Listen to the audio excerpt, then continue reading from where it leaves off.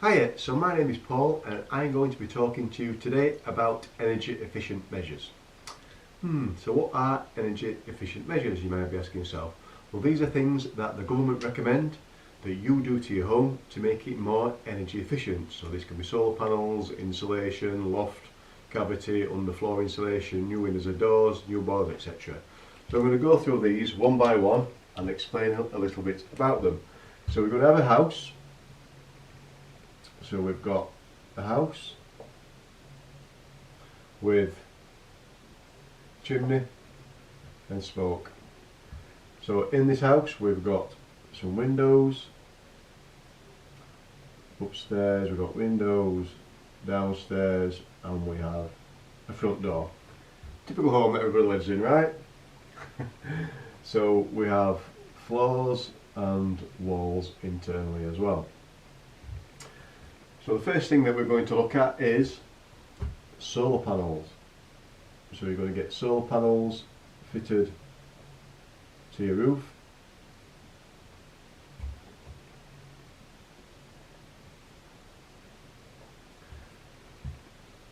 And they're going to make you more energy efficient. So the next thing I'm going to talk to you about is wall insulation. So there's three different things that you can have. If you've got a cavity, you can have which is 2 layers of bricks with a gap in between. Hopefully it's a bigger gap than that. You can have it drilled on the outside and insulated in the middle to keep your house warm. If you haven't got a cavity, which a lot of people haven't got cavities or solid walls, you've got external wall insulation or you've got internal wall insulation. Both have the pros and cons, but those are the three different types of wall insulation that you can have. We have another insulation that you can have is your loft insulation. So you can fit your loft insulation.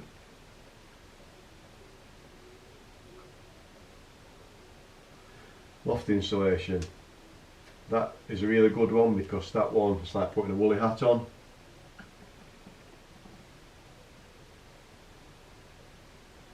As you lose a lot of heat from your head. Exactly the same in your house, a lot of heat goes through the roof. So your loft insulation is a really good one. Another one that you can have is floor insulation. So you can either have it above the floor, you've got a solid floor, or you can have it taking your timber floors up and insulating in between the joists. Or if you've got a cellar, you can insulate it from below. So something else that you can change that they recommend is your light bulbs. So you can have energy efficient light bulbs in each room.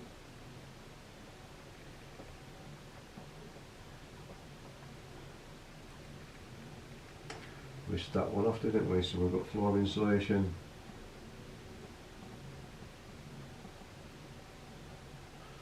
There we go. Then another one that we can have is your windows and doors can all be replaced. It's more energy efficient.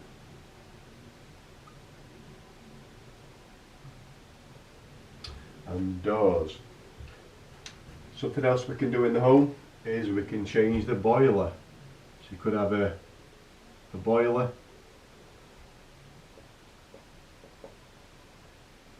Might be a back boiler you've got, might be a boiler that's been in for quite a while, sort of condensing boiler, so we can change your boiler.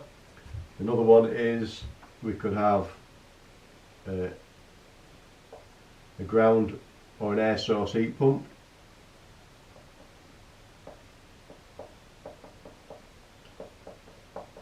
A ground or air heat pump, so this basically takes the heat out of the air and puts it into your home. Or you can have a ground one which through a series of pipes in the ground does exactly the same, takes the heat out of the ground and then pumps that into your home. So to have heat in your home you need to have radiators. So these generally go under your windows, unless you've got furniture in the way, but ideally under windows so it mixes with the cold air from the window, circulates round, and then you get an even distribution of heat. Sometimes you can't in your kitchen or your bathroom, but generally you need to have your radiators under the windows.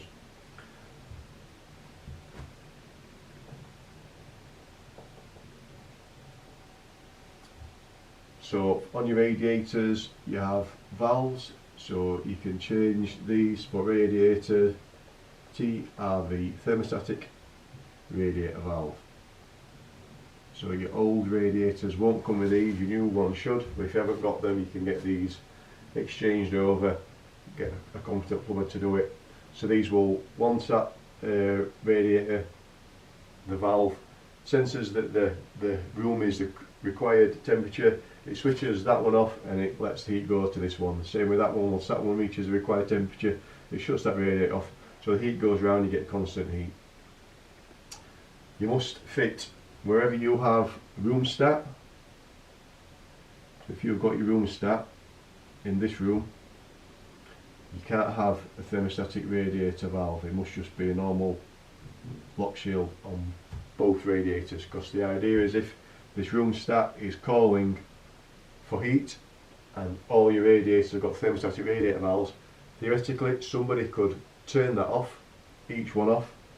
So the boiler's trying to send heat somewhere because the house is cold, but all the radiators are turned off, so none of the heat's getting anywhere. So you must have the room with the radiator room stat in, must have just lock shields only. Which then moves on to his next one, which is room stat.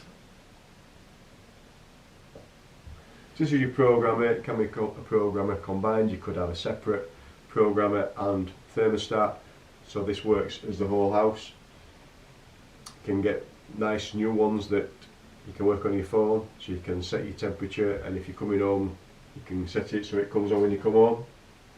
They're really good. Something else that you have, if you've got a cylinder,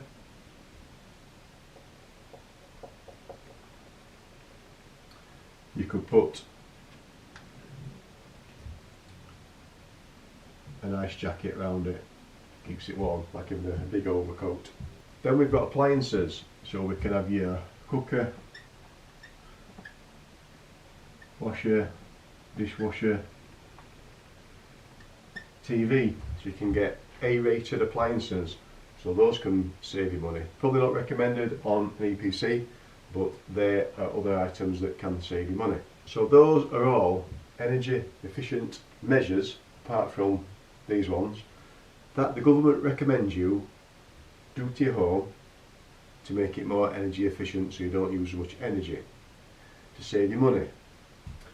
But each one of these have got a cost implication to them, and some of them cost more than others. So now I'm going to break down exactly how much these items cost.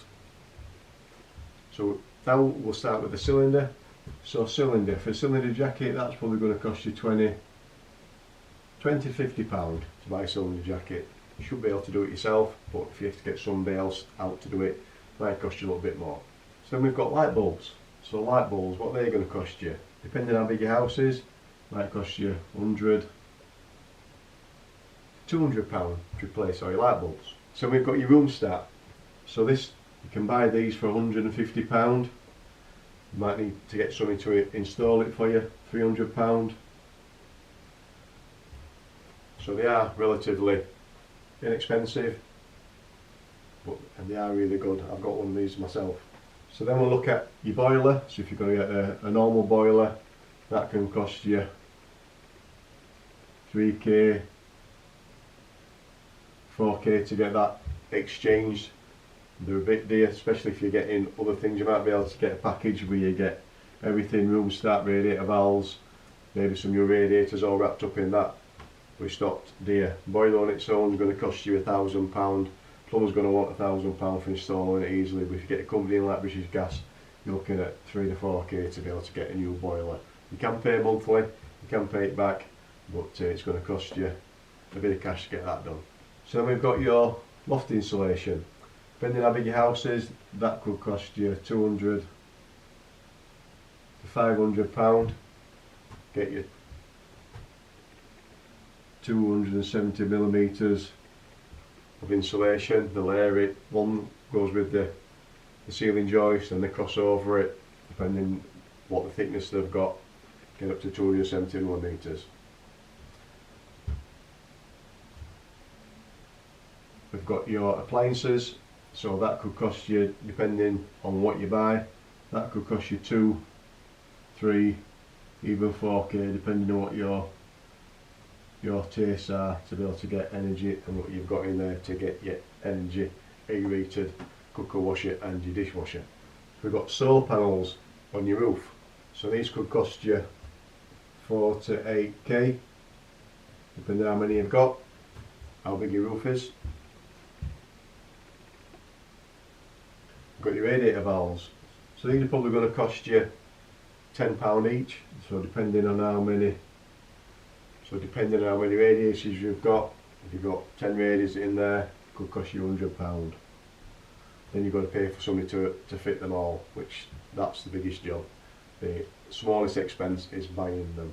So we've got your wall insulation, so you've got cavity wall insulation, so that could cost you £350 to £700 to get that done. All depends on how big your house is, how many external walls you've got. If you've just got a small house and it's a semi-detached or a mid-terrace, then it's going to cost you less money. If you've got a detached house or a large semi-detached, it's going to cost you more. Then you've got your internal and external wall insulation. So then you've got your internal, external wall insulation.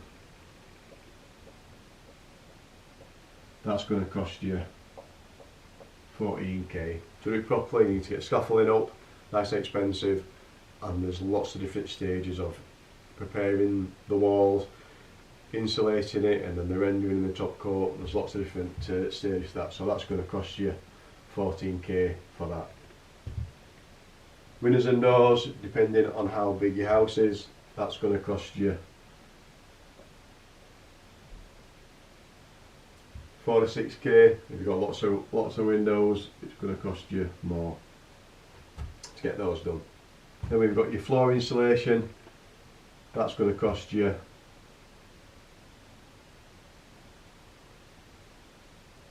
£800, £1,500, might be more. If you've got to take all your floorboards up to insulate them, it's going to take you a lot more time, going to cost you a lot more money. It's just a case of laying an insulation on top of the existing floor, or getting it from underneath in the cellar. It's going to be cheaper for you, but you're roughly talking at that unless you're taking up the floorboards. Then we've got your ground or your air source heat pump. Your ground source heat pump will be cheaper than your ground, but you're looking at 6 to 14k. You can get grants for these, but it won't pay for everything. Just bear that in mind. So it's cheaper for an air source, and it's dearer for somebody to come and dig up your back garden or front garden, depending which one, and install your heat pump. Just bear in mind, if you've got an old house, this isn't going to work, because there's too many drafts in your house for it to work properly. You need to have a nice new, nice tightly sealed, energy efficient home, which you've probably already got one of these in anyway. So I would strongly not advise having one of these if you've got an old house, especially a terraced house. Stick with a boiler. So looking at that, those are the different energy efficient measures that you can have in your home and how much it's going to cost you. But then you might be asking yourself, well, this is how much it's going to cost me. How long is it going to actually take to pay for itself? Well, let's try and work this out. So we start with light bulbs. So if you change all your light bulbs to LEDs, energy efficient ones, you could save yourself £100 a year. If it's going to cost you £100 to £200, it can take you 1 to 2 years for that to pay for itself. Doesn't seem too bad. Then we've got your room stat. So that's probably going to save you £60 a year. So that could take you 3-4 years for that to pay for itself. So we've got your energy efficient appliances. So that could save you £100 to £200 a year. That could take you quite easily 20 years for those to pay for themselves. Solar panels, 4 to 8k, that could save you £500 a year. That's going to take you 9-10 years for those to pay for themselves. Windows and doors, get your double glazing done. That could save you £300 a year. That's probably going to take you 18 years to pay for themselves. What else have we got? Boiler. So then we've got your boiler, we've got your air and ground source heat pump. This is probably going to save you £300 a year. So that's going to take you 20 years for that to pay for itself. So we've got your floor insulation. That's probably going to save you £60 a year. That's going to take you about 14 years for that to pay for itself. So next we'll look at your cylinder. So your cylinder jacket, so it's going to cost you £20 to £50 to put a jacket on. You're probably going to save £20 a year for your energy bills. So it's going to take you 1 to 2 years for that to pay for itself. Look at wall insulation. So you've got cavity wall insulation. So that's going to save you £300 a year. So that's going to take you 1 to 3 years for that to pay for itself. Your internal and external wall insulation, if you look at the same, it's going to cost you probably, I'll save you £300 a year. But that's going to take you 30 years to pay that back.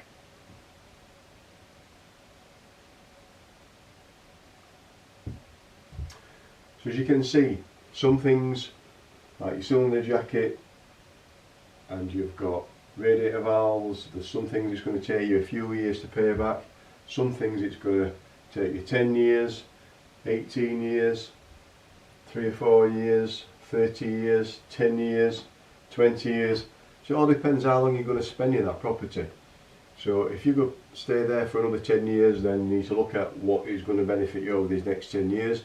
If you're going to stay there for 30 or 40 years, then look what's going to benefit you over that period of time. Because not everything is actually going to save you money in the long run if you're planning on moving. So you just need to bear that in mind, that what the government wants you to change and what is actually going to be cost effective for you. Unless you can get grants from the government, which is another thing, or from the energy companies, they've got their energy obligation that they need to stick to. So you can get grants and you can get help towards some of these measures. So you just need to bear that in mind when you're looking at getting some of this work done. Unless you're improving the house anyway, but just hope you've learned a little bit of something, learned a little bit of knowledge, and use it if you can. See you later. If you would like to learn more about refurbishment and renovation, then why don't you download my free ebook, Refurbishment and Renovation Secrets, where I tell you things that the builder doesn't want you to know. All you have to do is follow the link. See you later.